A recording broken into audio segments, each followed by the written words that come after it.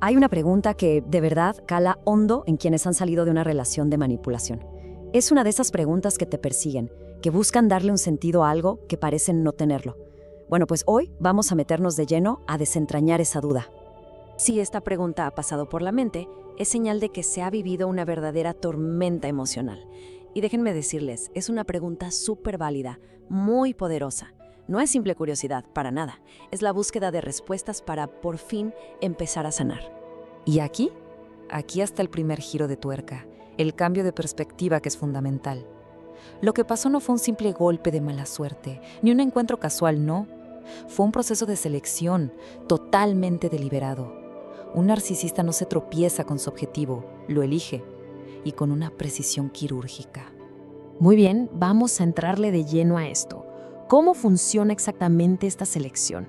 ¿Qué es lo que una persona manipuladora anda buscando?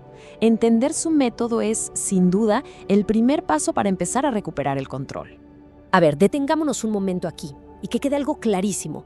Esto no se trata de culpar a la víctima, jamás. Se trata de entender que los manipuladores operan, digamos, con un radar de alta tecnología. Buscan activamente ciertas señales, un lenguaje corporal, una manera de hablar que les grita, esta persona podría ser un buen blanco. Es tal cual como un depredador que, al ver la manada, sabe identificar al individuo que parece más accesible. Ahora, aquí viene lo interesante, la lista de cualidades que tienen en la mira. Porque miren, no es tan simple como decir, busquen debilidades. No. Su estrategia es mucho más compleja. Y la verdad, bastante reveladora. Esta tabla nos muestra el doble juego del narcisista. ¿Se dan cuenta? Por un lado, le atraen las virtudes, como la inteligencia o un buen estatus social, ya sea para robarse ese brillo o, por pura envidia, para destruirlo.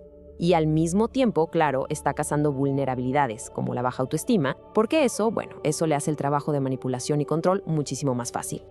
De todas esas cualidades, la empatía, esa es la joya de la corona. ¿Y por qué? Porque una persona empática siempre va a tratar de comprender, de justificar, de perdonar el comportamiento abusivo. Va a luchar por la relación, se va a sacrificar y le va a dar una oportunidad y otra y otra. El narcisista lo sabe perfectamente y lo explota hasta el cansancio. La empatía de su blanco es literalmente lo que mantiene vivo el ciclo de abuso. Pasemos ahora a otro punto clave.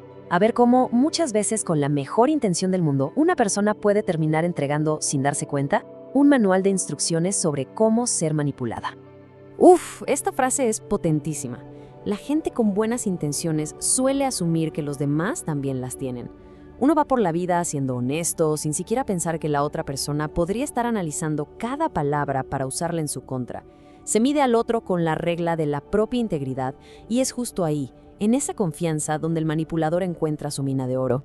Piénsenlo, cuando apenas se conoce a alguien y se le suelta toda la historia de vida, las heridas, las injusticias, los dolores, básicamente se le está entregando el mapa del tesoro de todos los puntos débiles.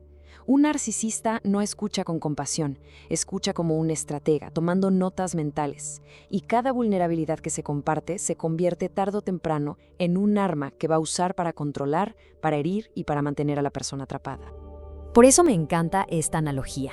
Los sentimientos, las experiencias, la historia personal, todo eso es un tesoro de un valor incalculable.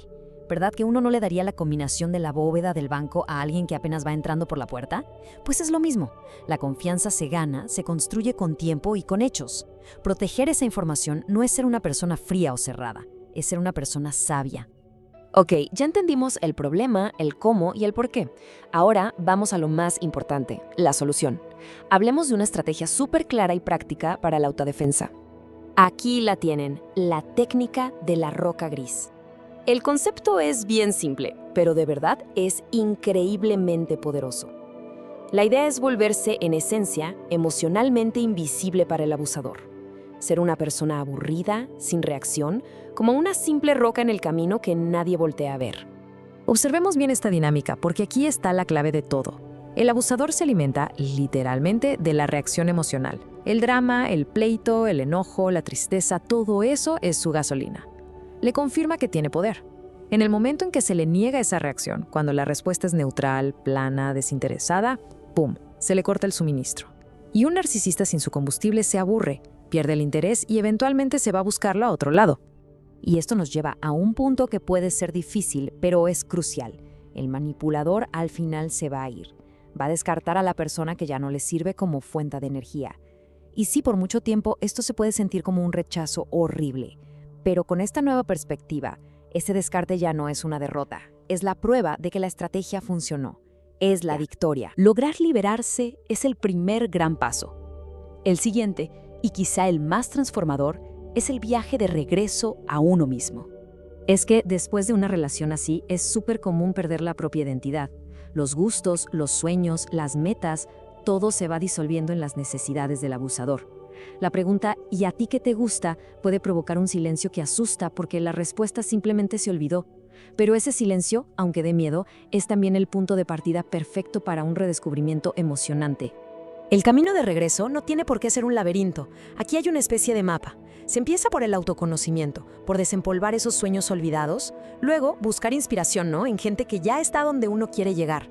A partir de ahí, se definen metas bien concretas en distintas áreas de la vida y finalmente se crea un plan de acción.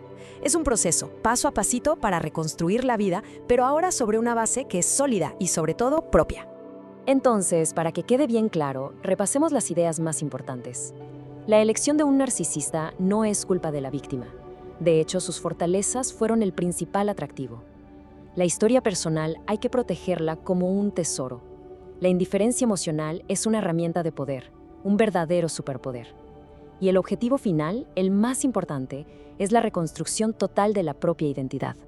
Y me gustaría cerrar con esta pregunta. No para darles yo la respuesta, sino para que se quede ahí, resonando. Todo el poder que el manipulador parece tener depende de una sola cosa: la reacción de su objetivo. La pregunta entonces es, ¿qué pasa cuando esa fuente de poder se cierra por completo? Justo ahí, en esa respuesta, se encuentra la llave de la libertad.